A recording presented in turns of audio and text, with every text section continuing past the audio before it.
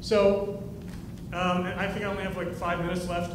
So, now that we know this, now that we know the scale of the problem in the country, the scale of the problem in New Jersey, how susceptible our young athletes are to this, what can we do to help them? What can we do to stop them? And the first key is for you, if you are one of these athletes or if you are responsible for one of these athletes, you've got to be your own advocate. Doctors still, I think we're starting to turn a corner now where doctors are starting to realize that they shouldn't be prescribing this many opiates.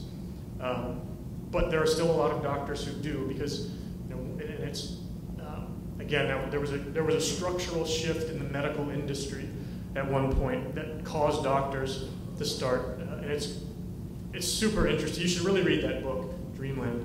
It's super interesting. I wish I had time to go into it.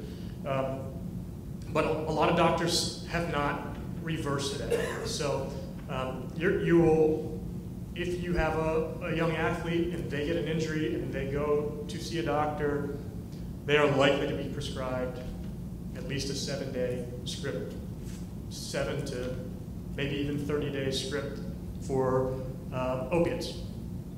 So what are the things you can do? You don't have to take that prescription.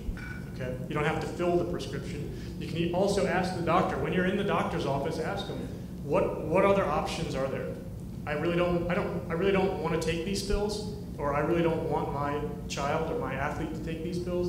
What other options are there? Can they be treated with something else? What about NSAIDs? NSAIDs are non-steroidal anti-inflammatory drugs. It's ibuprofen, things like that.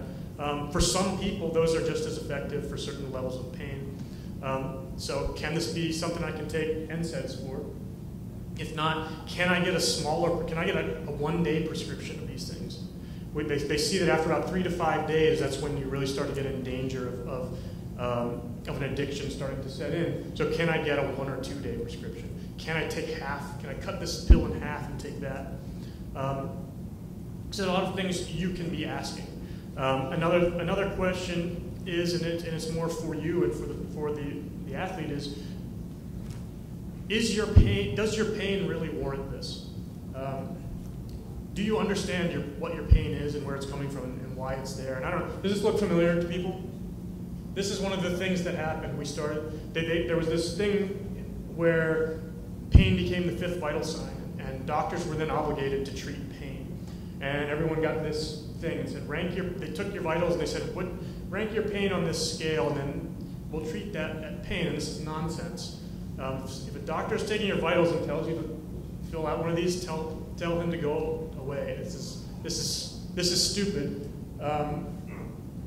Pain is not a vital sign. Okay, vital signs. I'm not a doctor, but vital signs are things like pulse, respirations, temperature, blood pressure. Okay, they're things that measure whether or not you're alive. The thing they have in common is that when they go to 0, that means you're dead. Okay? Pain is not a vital sign. Pain is a warning sign. Pain is a service that your brain does for you to let you know that there's a problem that you need to address. And the problem is that somewhere along the line in that build up to the opioid crisis, we developed a relationship with pain which said, I'm in pain. My condition, my pathology is pain. I need my pain to be treated. And doctors, if they let a patient leave their office in pain, they were considered a bad doctor. Pain is not a vital sign. Pain is a warning sign. Okay? Pain is not a pathology. If you're driving in your car and this light comes on, you don't treat that problem by pulling out the light bulb, right? You don't put like a piece of tape over the bulb, over the light, and say, okay, that problem is fixed. It's your car telling you there's something wrong. And the problem was somewhere along the line, maybe the answer to your pain is something hard. Maybe it's like you need to fix your diet, or you need to move more, or you need to get in shape, or you need to do some other things with your lifestyle that are too hard for us to bother with doing, so instead we're just going to take a pill. Last time I checked, and again, I'm not a doctor, and I'm sure someone will find a case somewhere to prove me wrong, but generally speaking, people don't die from pain. Okay? And I've been in a fair amount of pain in my life at various times. and I've never taken an opiate. I went through SEAL training at age 28. There's a lot of pain involved there. A couple ibuprofens every once in a while, but that's about it. Pain is there. Pain is your brain doing you the service of telling you, hey, there's something you should check out here and get fixed. Okay? Pain is not something that's saying, fix me. I'm a problem, fix me. Okay? Does that make sense?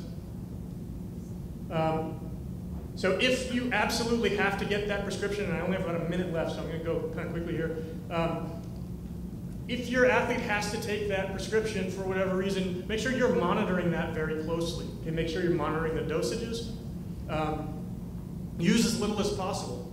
Maybe they're just in a lot of pain at night and they need to take half of one of those things so they can fall asleep for that first night or two. If that's what they need, that's what you can do, but you can monitor that. And then what you have left over, make sure you dispose of it properly, and there are ways for doing that. And I think on one of the tables back there they have some of the bags that you can actually use, that you can use to dispose of opiates properly. But if you just flush them down the toilet, then they just go out into the world, and then they're out there. So just a couple things before I'm done. Back to that brain stuff. I showed you that brain development. We're really worried between ages 12 and 24. Here's a healthy teenage brain. For some context, here's a stroke victim's brain. Here's a meth addict's brain. This is a cocaine user's brain. And here's an opiate. Someone who's been addicted to opiates for a few years. That's their brain activity. Okay, so remember, we were really worried about those concussions in that stage from 12 to 24. If you've got an athlete who's in their teen years and they get a prescription, and a few years later they're still addicted, this is happening to their brain in that critical development period.